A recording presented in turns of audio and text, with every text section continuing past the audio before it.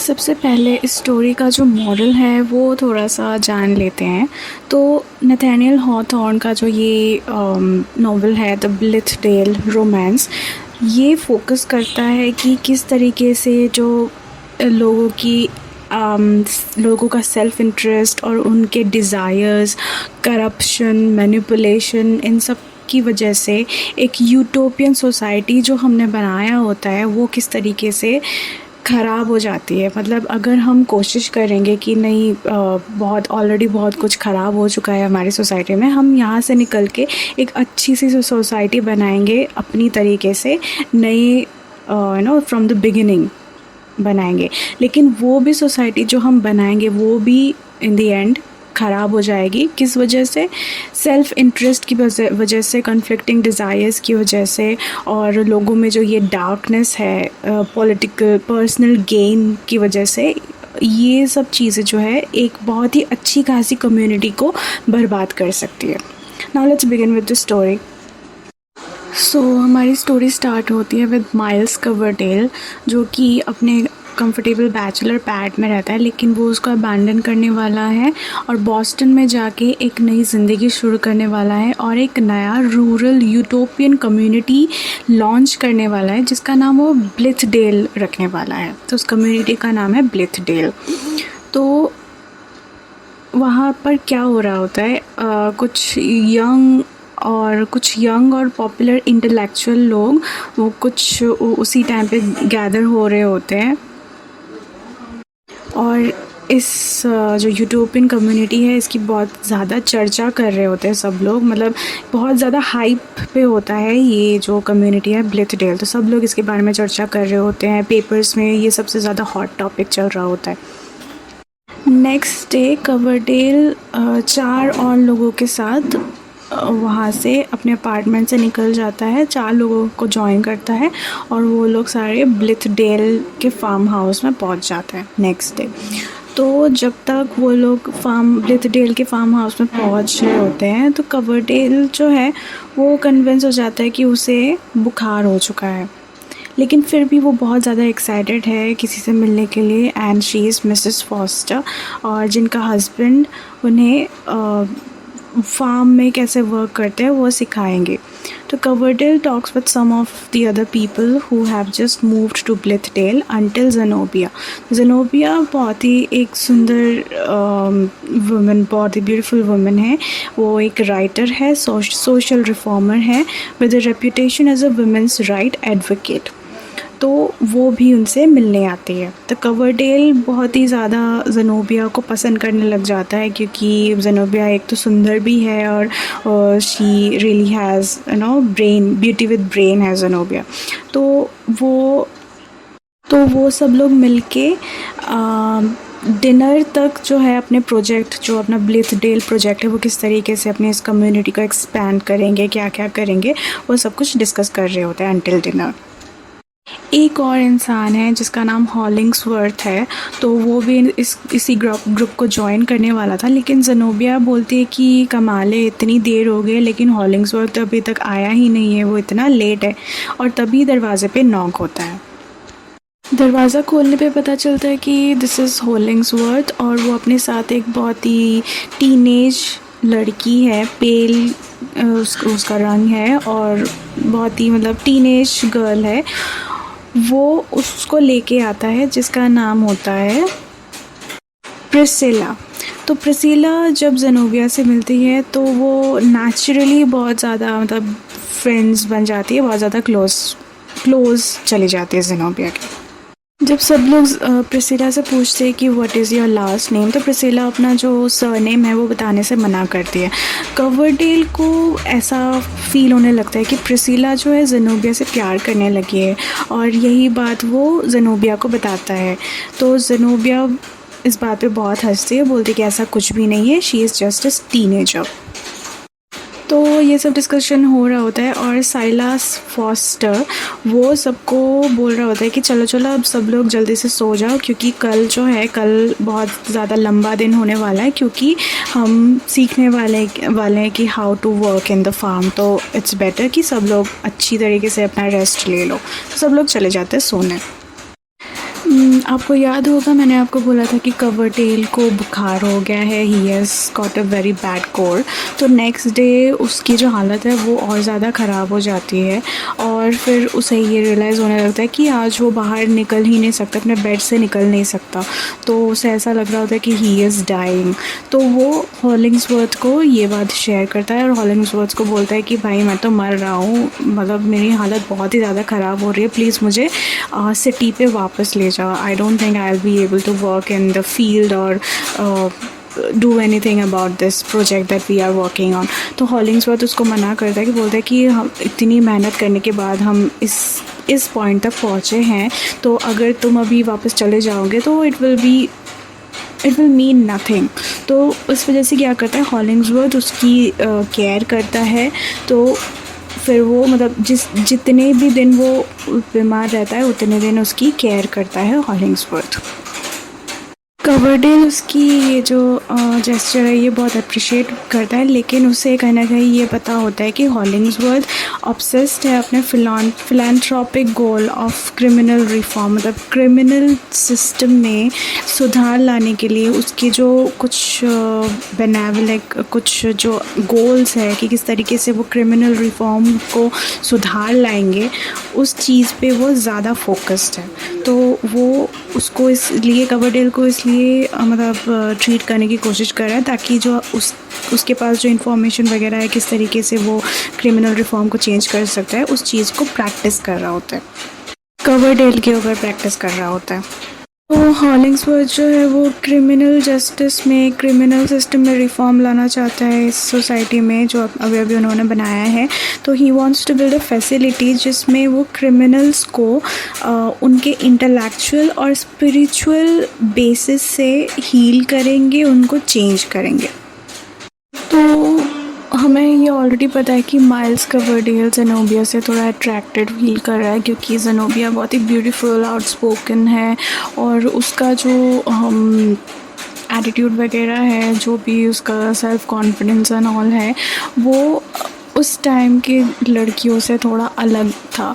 तो उसे ऐसा फ़ील होने लगता है कि जो ज़ेनोबिया है उसका कोई पास्ट रहा होगा, क्योंकि जिस तरीके से वो एक्ट करती है, जिस तरीके से वो अपने आप को कैरी करती है, उस तरीके से कोई वही इंसान कैरी कर पाएगा जिसका कोई अपना सेक्सुअल पास्ट रहा होगा या कोई स्कैंडल रहा होगा या फिर कुछ ऐसा कुछ रहा होगा।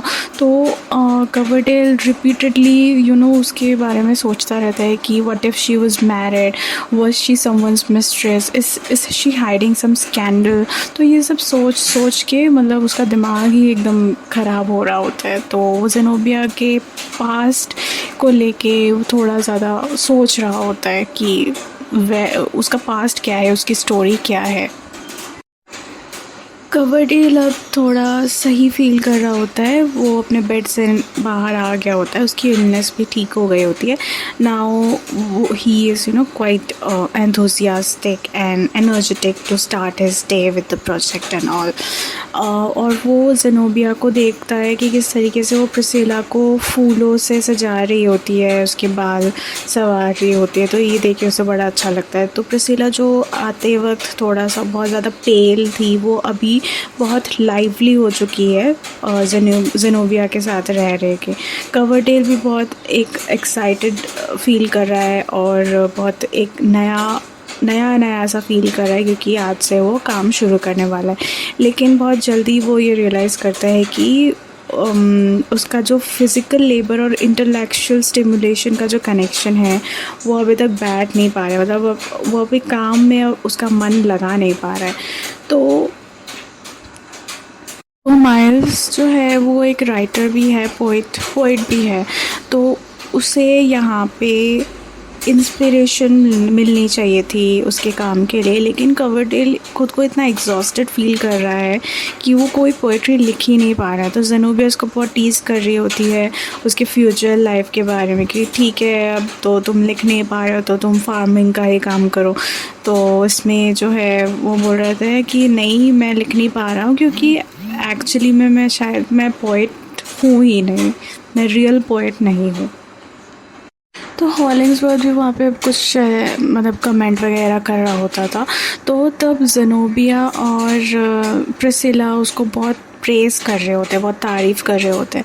तो उन दोनों के बिहेवियर को देख के कवरडेल को ऐसा लगता है कि वो दोनों हॉलिंग्सवर्थ के चमचे बन चुके हैं। तो कुछ ही दिनों में माइल्स कवरडेल बहुत ही ज़्यादा ऑब्सेस हो जाता है ज़ेनोबिया, हॉलिंग्सवर्थ और प्रिसिला के लव एंगल को लेके। तो हॉलिंग्सवर्थ बहुत ही ज़्यादा फिलांथ्रोपिक है, बहुत ही ज़्यादा ह्यूमन वेलफेयर और समाज के बारे में ज़्यादा डेडिकेटेड है। तो कवरडेल को ऐसा लगता है कि हॉलिंग्सवर्थ जो है ह्यूमन इमोशंस को समझ नहीं पाएगा, उसके गोल्स, उसके एम्बिशंस अलग है, वो प्यार व्यार में पढ़ नहीं सकता। तो लेकिन ज़ेनोबिया और प्रिसिलिया उससे बहुत ज़्यादा अटैच्ड होने लग रहे हैं, उसे ऐसा लगता है, मतलब हॉलिंग्सवर्थ के बहुत ज़्यादा करीब आने लगते हैं। तो कवरडेल जो है उसको प्रिसिला के बारे में ज़्यादा टेंशन होती है, क्योंकि वो एक अभी भी थोड़ी she is still a teenager, लेकिन उसको ज़ेनोबिया को लेके इतना ज़्यादा टेंशन नहीं होता है, क्योंकि ज़ेनोबिया बहुत ज़्यादा स्ट्रॉन्ग है, वो अपने आप को संभाल सकती है। फिर एक दिन कवरडेल जो है प्रिसिला को देखते कि वो हॉलिंग्सवर्थ के कुछ ज़्यादा ही पास जाके बैठ के उससे बात कर रही होती है। तो ज़ेनोबिया भी उसको देखती है प्रिसिला को, वो जल्दी से उसको बुला रही होती है कि चलो मुझे तुम्हें कुछ दिखाना है, बताना है, इस प्रॉपर्टी के बारे में मुझे तुम्हें समझाना है। तो कवरडेल को ऐसा लगने लगता है कि मतलब what is going to happen to the three of them, कि क्या होने क्या वाला है इन तीनों के साथ, what is the story is about to be। फिर एक दिन क्या होता है, मिस्टर मूडी नाम का एक इंसान होता है, वो आता है सोसाइटी पे और आके वो कवरडेल और हॉलिंग्सवर्थ से मिलता है। फिर कवरडेल को ये पता चलता है कि मूडी जो है उसी ने प्रिसिला को यहाँ पे ब्लिथडेल में भेजा है। तो वो पूछता है कि मेरी बेटी यहाँ पे कैसी है, मतलब प्रिसिला जो है वो मूडी की बेटी होती है। तो मूडी पूछता है कि मेरी बेटी कैसी है, तो वो बोलते हैं कि नहीं, आपकी बेटी बहुत ही ज़्यादा सुंदर और बहुत ही ज़्यादा हैप्पी है यहाँ पे, she has grown very beautiful, तो which makes Moodie very happy. तो मूडी जो है ज़ेनोबिया के बारे में भी पूछने लगता है, बोलते हैं कि ज़ेनोबिया कैसे बिहेव करती है प्रिसिला के साथ। तो कवरडेल को थोड़ा समझ नहीं आता है कि मूडी ज़ेनोबिया के बारे में इतना स्ट्रेंज क्वेश्चन क्यों पूछ रहा है। तो कवरडेल बोलता है कि हाँ वो जो है वो प्रिसिला को अपने बहन की तरह ही ट्रीट करती है। कुछ टाइम बाद कवरडेल एक मिस्टीरियस इंसान से मिलता है जिसका नाम प्रोफेसर वेस्टरवेल्ट होता है फॉरेस्ट में।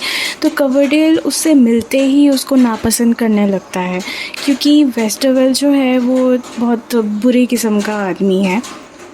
बाद में वो प्रोफेसर वेस्टरवेल्ट और ज़ेनोबिया को कुछ बात करते हुए देखता है। तो वो लोग जो बात कर रहे होते हैं वो तो उसे सुनाई नहीं देता है, लेकिन सिर्फ एक चीज़ सुन पाता है, जब ज़ेनोबिया बोलती है कि अगर भगवान मेरे बारे में फ़िक्र करते हैं तो मुझे इस बंधन से जल्दी आज़ादी मिल जाएगी। सिर्फ इतना सुनता है। उससे पहले जो है प्रोफेसर उसके कान में कुछ विस्पर करता है, कुछ फुसफुसाता है, उस पे जो है ज़ेनोबिया बहुत ही ज़्यादा मतलब उस एकदम डिस्गस्ट शो करती है। इतना होता है इस सीन पे।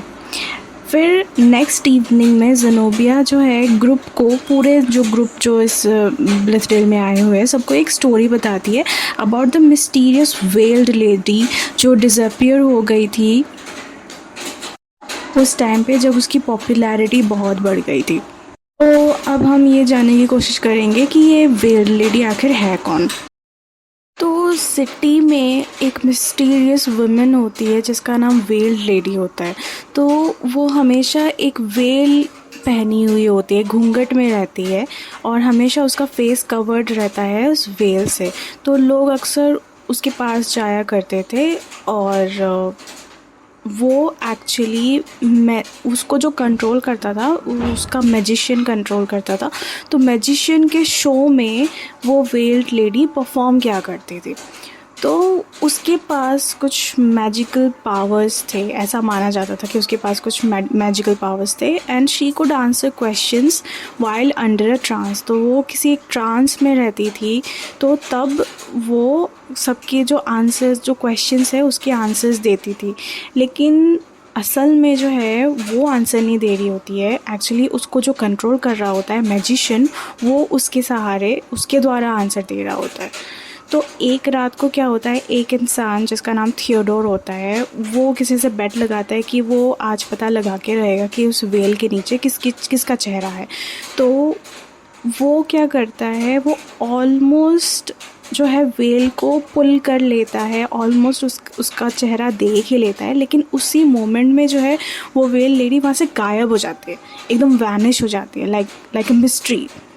तो स्ट्रेंजली क्या होता है, उसके बाद एक यंग गर्ल, एक बहुत ही यंग गर्ल होती है, वो अचानक से वहाँ पे आती है। जो जितने भी सारे वहाँ पे कुछ विजनरीज बैठे हुए होते हैं, ग्रुप ऑफ विजनरीज, रिलीजियस कुछ बड़े बड़े लोग बैठे हुए होते हैं, वहाँ पे आती है। वहाँ पे आने के बाद एक औरत के साथ वो जुड़ जाती है। उसके बाद क्या होता है, मैजिशियन पता लगाता है उस लड़की के बारे में, जो अभी वो लड़की आई होती है, जो एक दूसरी लड़की के साथ जुड़ जाती है मैजिकली, उसके बारे में पता लगा रहा होता है कि वो कहाँ से आई है, वो क्यों आई है एंड ऑल दैट। तो एक्चुअली जो ये अचानक से एक लड़की आई होती है, वो और कोई नहीं होती है, वो वेल्ड लेडी ही होती है। तो वो ट्रिक कर रही होती है अपने कंट्रोलर को, अपने मैजिशियन को, ताकि वो भटक जाए थोड़ी देर के लिए और वेल्ड लेडी जो है उसके कंट्रोल से थोड़ी देर के लिए बाहर निकल पाए। तो तब क्या होता है, जो मैजिशियन है वो आखिर में पता लगा ही लेता है कि वो जो लड़की अचानक से अपीयर हुई होती है वो और कोई नहीं, वो वेल्ड लेडी ही होती है, और फाइनली वो उसको कैप्चर कर लेता है और दोबारा उसको कंट्रोल कर लेता है, उसको काम पे लगा देता है। तो वेल लेडी की जो कहानी है वो एक बहुत ही मिस्टीरियस और मैजिकल कहानी है, जिसमें ये पता लगता है कि एक लड़की है जिसको कोई कंट्रोल कर रहा होता है, और वो जो लड़की है कभी कभी उस कंट्रोल से निकल जाती है, लेकिन फिर जो मैजिशियन है उसको वापस कंट्रोल में ले ही लेता है। फिर जब स्टोरी ख़त्म हो जाती है तो ज़ेनोबिया अचानक से एक वेल प्रिसिला के ऊपर मारती है, थ्रो कर दिया, और जिसकी वजह से प्रिसिला बहुत ज़्यादा डर जाती है। तो सब लोग उसका जो रिएक्शन है वो देख के बहुत ज़्यादा, मतलब उनको अजीब सा लगने लगता है कि प्रिसिला इस तरीके से क्यों रिएक्ट कर रही है, कहीं प्रिसिला ही वो वेल लेडी तो नहीं है। वो we will figure it out later in the story. उसके बाद इस इवेंट के बाद जो है कवरडेल, हॉलिंग्सवर्थ, प्रिसिला, ज़ेनोबिया एक स्ट्रेंज रॉक फॉर्मेशन जिसका नाम एलियट्स पल्पिट होता है, वहाँ जाके वो सब लोग रिलैक्स कर रहे होते हैं। तो वहाँ पे रिलैक्स करते करते ज़ेनोबिया एक डिबेट स्टार्ट करती है वुमेंस राइट के बारे में। तो वो बोलती है कि मुझे ऐसा लगता है कि औरतें भी एक दिन, औरतों को भी एक इक्वालिटी मिलने वाली है, और वो भी मर्दों के साथ ये दुनिया चलाएगी। और कवरडेल इसमें बोलता है कि he wishes women would be allowed to be rulers and religious leaders. लेकिन हॉलिंग्सवर्थ इसमें बोलता है कि वो ही हैज़ अ बिलीव कि औरतें तो पैर की जूती की तरह होती है, उसको इतना उड़ना नहीं चाहिए। तो ये उसका जो ये आइडिया है, जो उसने बोला है, ये कवरडेल को मतलब थोड़ा सा बहुत ही ज़्यादा बुरा लगा। ही इज़ हॉरिफाइड, और उसे ऐसा लगा कि इसमें ज़ेनोबिया आर्ग्यू करेगी, वो बहुत ही ज़्यादा गुस्सा हो गया। लेकिन क्या होता है, उसके आंखों में आंसू आ जाते हैं, और वो हॉलिंग्सवर्थ को बोलती कि ज़रूर औरतें बिल्कुल मर्दों के पैरों में रहेगी, if the man is good enough, if the man is manly and good enough. अगर एक इंसान अच्छा होता है तो एक औरत उसके पैर की धूली के बराबर रहेगी। कुछ दिनों बाद क्या होता है, Hollingsworth tries to convince Coverdale to join his project to open a criminal reform centre in Blithedale. लेकिन कवरडेल इस पर रिफ्यूज़ कर देता है। दोनों की आर्ग्यूमेंट हो जाती है, और कवरडेल डिसाइड करता है कि वो यहाँ से चला जाएगा। ये जो पूरा ब्लिथडेल का जो प्रोजेक्ट है, ये पूरा प्रोजेक्ट छोड़ के चला जाएगा।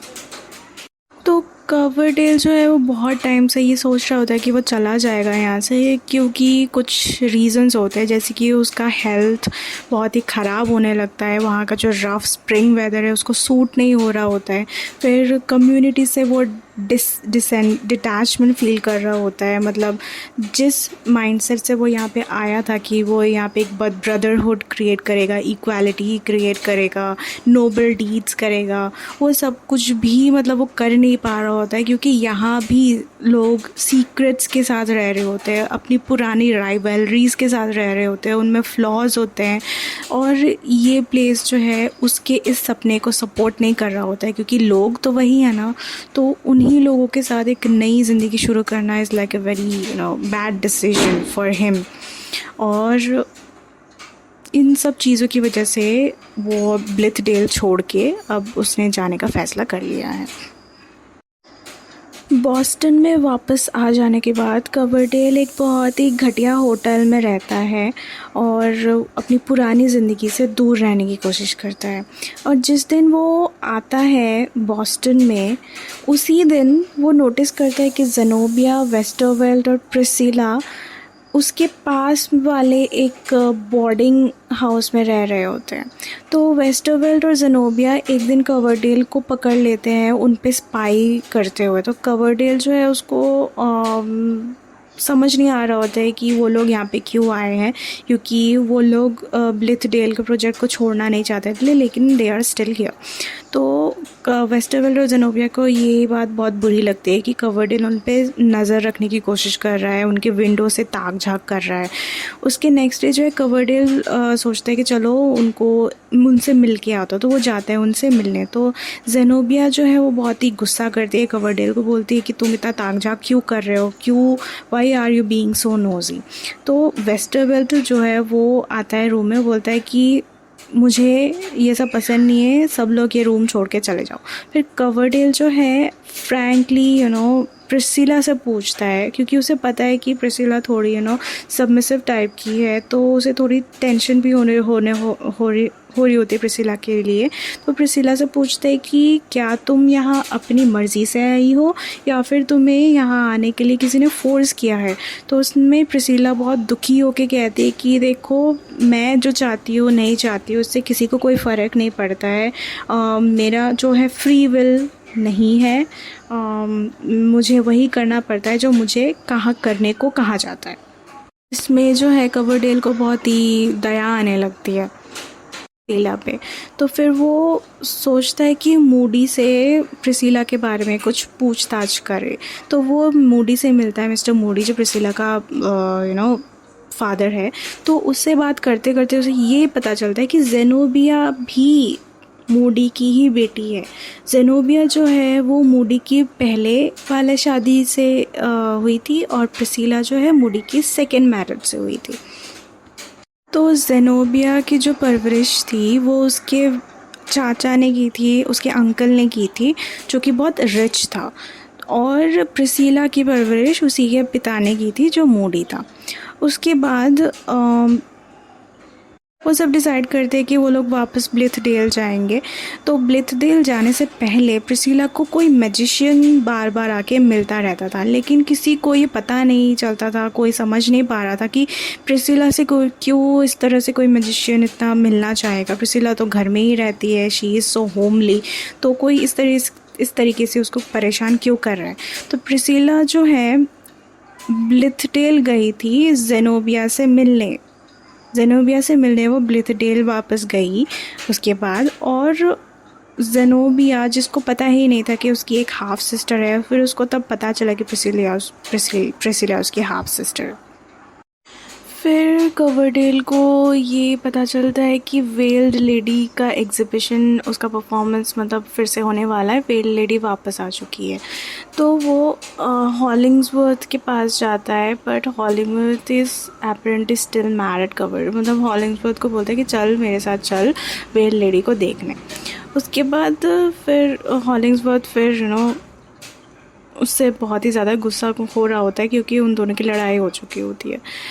फिर उसके बाद जो है शो शुरू होता है, वेस्टरवेल्ड का शो होता है। वो मैजिशियन होता है और वो प्रिसिला को स्टेज में बुलाता है, लेकिन यहाँ पे एक ट्विस्ट आता है। हॉलिंग्सवर्थ जो है वो खुद स्टेज पे जाता है और वो प्रिसिला को बोलता है कम। प्रिसिला क्या करती है, वो अपना वेल उतार देती है सबके सामने और सब उसका चेहरा देख लेते हैं और वो हॉलिंग्सवर्थ के साथ वहाँ से भाग जाती है। और कवरडेल को ये पता है कि जो प्रिसिला है वो ज़रूर ब्लिथडेल वापस गई होगी। फिर कवरडेल डिसाइड करता है ब्लिथडेल वापस जाने का और वहाँ जाके ये पता लगाने का कि ज़ेनोबिया, प्रिसिला और हॉलिंग्सवर्थ के बीच आखिर चल क्या रहा है।